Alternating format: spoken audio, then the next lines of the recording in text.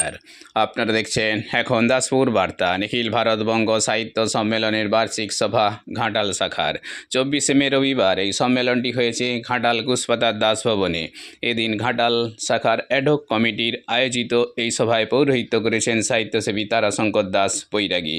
সভায় মঙ্গলদ্বীপ জেলে পণ্ডিত ঈশ্বরচন্দ্র বিদ্যাসাগর, বিশ্বকবি রবীন্দ্রনাথ ঠাকুর, সঙ্গীতকার অতুল প্রসাদ সেন ও সম্প্রীতির কবি কাজী নজরুল ইসলামের প্রতিকৃতিতে মাল্যদান করে প্রয়াতদের জন্য শোক জ্ঞাপনান্তে বিদায়ী কর্মাধ্যক্ষ সাহিত্যসেবী বরুণ কুমার বিশ্বাস সম্পাদকীয় প্রতিবেদন পাঠ করেন। আয় ব্যয়ের হিসাব পেশ করেন কিঙ্করচন্দ্র পাত্র।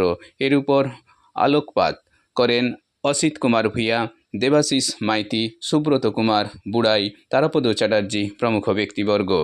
এরপর অ্যাডহক কমিটির সমাপনে আগামী 2 বছরের জন্য এই নতুন কমিটির পদাধিকারীদের নাম প্রস্তাবিত হলে এদিন 53 জন সদস্যের এই সভার মধ্যে অর্ধেকের কিছু বেশি উপস্থিতির মধ্যে অধ্যাপক উমাপতিবাবু প্রস্তাবিত ব্যক্তিদের মধ্যে অনেকেই অনুপস্থিত, এমনকি অভিমত না নেওয়ার অভিযোগ তুললে বাক বিতণ্ডা ক্রমশ বাড়তে থাকে।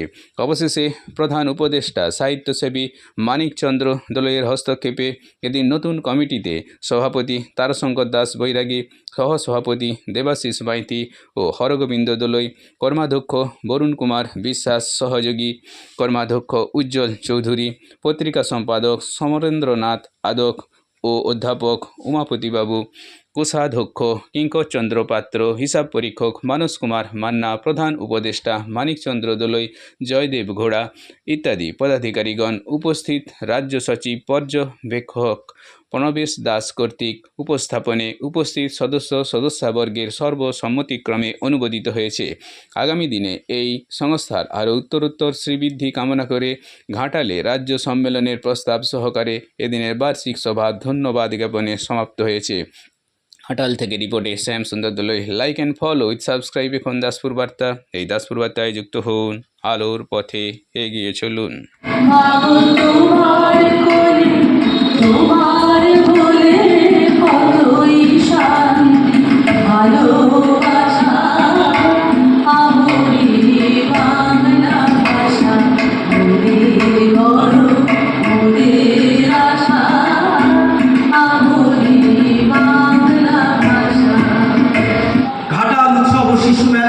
সুসজ্জিত মঞ্চে 2026 সালের 17 জানুয়ারি আমরা এক সাহিত্য আসরের জন্য আহত হই। মেলা কমিটি নিখিল ভারতবঙ্গ সাহিত্য সম্মেলনে ঘাটাল শাখার উদ্বোধনের সংবাদ জ্ঞাত হয় আমাদেরকে আহ্বান জানায় তাদের সুসজ্জিত মঞ্চে সাহিত্য আসরের আয়োজন করা। বহু গুণীজনের উপস্থিতিতে এবং ঘাটাল শাখার অধিকাংশ সদস্যবৃন্দের উপস্থিতি এবং সহযোগিতায় তাদের নিরলস উপস্থাপনা, যেমন কবিতা, গান ইত্যাদি সহ সাহিত্য বিষয়ক কিছু কথা সহযোগে এক সুন্দর অনুষ্ঠিত হয়, যা ঘাটালবাসীর অন্তরে অমলিন থাকবে। নিখিল ভারতবঙ্গ সাহিত্য সম্মেলন ঘাটাল শাখার শুভ উদ্বোধন হয়েছিল। সেই দিনের কিছু খরচ ছিল। সেই দিনের খরচ হয়েছিল মাত্র 69,467 টাকা এবং সদস্য চাঁদা উঠেছিল 70,000 টাকা। অনেক চাষি নেন 643 টাকা। তারপরে বিভিন্ন ডেট 21/2/26 এবং 21/2/26 আমাদের যে ভাষা দিবস উদযাপন হয়েছিল, সেই ভাষা দিবস অনুষ্ঠানে সর্বমোট খরচ হয়েছিল 9,051 টাকা এবং সেখানে আমাদের চাঁদা উঠেছিল মাত্র 3,800 টাকা। সেখানে আমাদের একটু ঘাটতি হয়েছিল। তারপরে 2374 টাকা, 2374 টাকা এটা আমাদের হাতে আছে এবং মোট আমাদের খরচ সেটা হয়েছে 88,844 টাকা। মোট খরচ 88,844 টাকা এবং এক নজরে আয় হয়েছে 85,150 টাকা, 194 টাকা। বাংলা ভাষা সুরক্ষার ক্ষেত্রে এখনও দেখবেন গোটা পশ্চিমবঙ্গের মাধ্যমিক এইচএস বোর্ডে যে পরীক্ষাটা দেয়, সিবিএসসি বা আইসিএসসি বোর্ডের পরীক্ষার্থীর সংখ্যা খুবই কম। একটা বাঁচোয়া কম, একদম স্ট্যাটিস্টিক্যালি কম, যতই বেসরকারি স্কুল হোক। এবার এই বাংলা ভাষাটাকে লালন পালন করতে গেলে যে সমস্ত প্রসিডিওরগুলো মেনটেন করা দরকার, দরকার, যে পদ্ধতিগুলো অবলম্বন করা দরকার, সেটা নিখিল ভারত বঙ্গ সাহিত্য সম্মেলনের আলোচনা সভা থেকে উঠে আসা দরকার। 13ই ডিসেম্বর থেকে আজকের তারিখ পর্যন্ত আমাদের এই শাখা কি কি কাজ করেছে, কত সদস্য সংগ্রহ করতে পেরেছে, সদস্য সংগ্রহ বাড়ানোর ক্ষেত্রে কি কি উদ্যোগ গ্রহণ করেছে, আগামী দিনে আমাদের ভাবনাটা কি, সদস্য যারা হয়েছেন তাদের নিষ্ক্রিয়তা থেকে সক্রিয় কতটা করতে পেরেছি, কতটা করতে পারিনি, ধারাবাহিকভাবে কারা নানান ধরনের অনুষ্ঠানে অনুপস্থিত রয়েছেন, সেই অনুপস্থিতি কাটানোর জন্য আমরা কতটা উদ্যোগ গ্রহণ করেছি, সামগ্রিকভাবে পর্যালোচনা করা, সমালোচনা, আত্মসমালোচনার মধ্য দিয়ে এই শাখাকে পরিপুষ্ট করারই একটি দলিল হল প্রতিবেদন। সেই জায়গার উপরে দাঁড়িয়ে সাহিত্যের যা যা বৈশিষ্ট্য থাকা দরকার সমগ্র বৈশিষ্ট্যই কিন্তু প্রতিবেদনের মধ্যে প্রতিভাত হয়েছে। আবারও ধন্যবাদ। আমার মনে হয় এই যে আমাদের যে অনুষ্ঠান সূচি যেগুলো আমরা এতদিন করে এসেছি, কোন তারিখে করেছি, কোথায় করেছি, কি বিষয়ে করেছি, কতজন উপস্থিত ছিলেন, কতজন উপস্থিত থাকলেন না, আগাম জানিয়েছিলেন কজন, আমরা বুঝতে পারতাম, আসতে পারছেননি। তাদের কর্মকর্তা রয়েছেন, তারা কতটা গঠনমূলক চিন্তাভাবনা করেছেন, যোগাযোগ করেছেন। বাংলা ভাষাকে রক্ষার কেন প্রয়োজন হয়েছিল তারও দু চারটে কথা সাল সহ ইত্যাদি থাকলে খুবই ভালো হতো। বাংলা চর্চাকে সর্বাঙ্গীন করে তোলার জন্য যদি কিছু ভাবনা চিন্তা করা যায়, স্টুডেন্টদের মধ্যে যদি সেইভাবে কিছু বিতরণ করা যায়, তাদেরকে ধরে শুধুমাত্র যে মানে এই আমাদের সাহিত্য একাডেমিতে যুক্ত হতে হবে সেটা নয়, সেটা বলছি না, মানে সদস্য হতে হবে সেটা বলছি না। স্বামীজির কথায় বলি যে তিনি মাত্র 100 জন যুবক যুবতী চেয়েছিলেন, কেননা যুব শক্তির মধ্যে যেটা নিহিত আছে সেটাই কিন্তু আমাদেরকে অনেক দূর এগিয়ে নিয়ে যেতে পারবে। প্রত্যেককে সমচোখে দেখতে হবে, সমমর্যাদা দিতে হবে, এই জিনিসগুলো কিন্তু মেনে চলতে হবে। এই সাহিত্য বাসর করা মানে এই নয় যে এলাম আনন্দ করলাম চলে গেলাম, সেটা নয়। কিছু শিক্ষা নিয়ে যাব, কিছু শিক্ষা দিতেও পারি। বিদ্রোহ হয়ে গেছে বদমাইশ।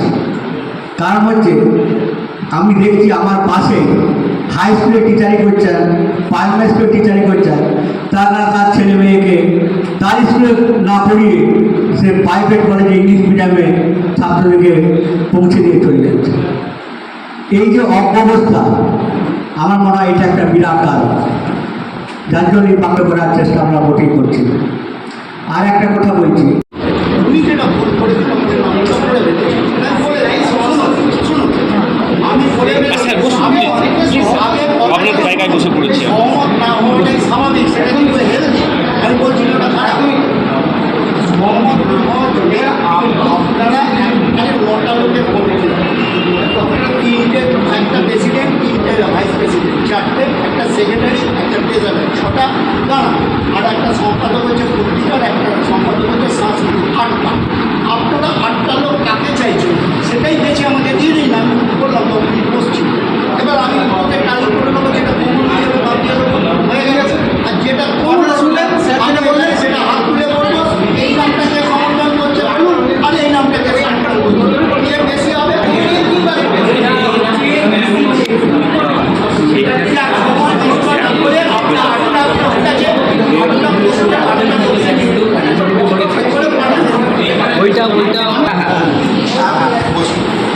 আচ্ছা, তাহলে এটা অনুমোদিত হলো।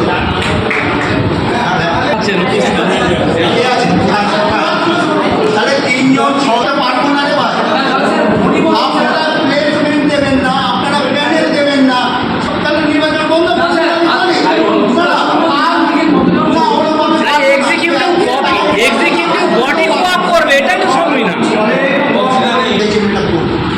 আপনাকে যে দায়িত্বে আছে ওটাই আপনি নামন্ত কিছু করতে পারবেন। করার ইচ্ছা থাকলে নিখিল ভারতে পদ চাইবেন চাইবেন চাইবেন চাইবেন। আর নিখিল ভারত করতে হয় ঠিক আছে একটা সংগঠন করছি, তাহলে পদ না চাইবে। আমি গান জানি গান গাইব, আমি কবিতা আবৃত্তি করতে পারি আবৃত্তি করব, আমি লিখতে পারি লেখা দেবো, হয়ে গেল। যা করতে হবে যে ছেলেগুলো যে মেয়েগুলো মানে মহিলা পুরুষ যারা পথ নিয়ে চিন্তা করে যে আমাকে ওইখানটা যেতে হবে, সে অরিজিনাল নিখিল ভারত করছে। আমার আত্মীয় আপনারা এটা কিছুই নয়, কমিটি কিছু ব্যাপার নয়, কমিটি একটা রাখতে হয়, না রাখলে সবাই মিলেই যদি কাজ করি সে কাজটা হবে না। তাই একজনকে দায়িত্ব দিতে হয়। এখানে মানুন আর না মানুন আপনি আপনি মানুন আর না মানুন এটাই মিনি ভারতবর্ষ। আপনারা ধন্য যে এই মাটিতে আপনারা জন্মেছেন। তা আপনারা যেমন রাগও করবেন, আপনারা আবার বুঝে ওঠেন, আপনারা সেই ধন্যবাদ, নমস্কার। যারা সাজেশন দিয়েছেন বিভিন্ন অ্যাঙ্গেল থেকে, বিশেষ করে সংগঠনের উপরে, সেই কটি কথা যেন প্রতিবেদনের মধ্যে সংযোজন করা হয়। সেটা রিলেশন, ফ্রেন্ডলি রিলেশন সব পেট হয়ে যাবে, কোনো সংগঠন সেটা থাকবে না। ফলে এই দিকটা একটু খেয়াল করতে হবে, আর্থটি ঠিক প্রকাশ করতে হবে। এটা কিন্তু মানে যদি আমরা এখানে রাজ্য সম্মেলন করি, সাহিত্য সম্পাদকের প্রচুর কাজ, কারণ অন্তত একটা দিন করে সাহিত্য সভা করতে হবে, নির্দিষ্ট একটা দিন থাকবে। সেই দিন যত মানে কাজ থাকুক, একটা নির্দিষ্ট জায়গা থেকে হাজির হবে, সেটা গল্প হোক, উপন্যাস হোক, কবিতা হোক, যে কোনো বিষয় নিয়ে আলোচনা করবে, সেটা আমাদের ঠিকঠাকভাবে করতে হবে।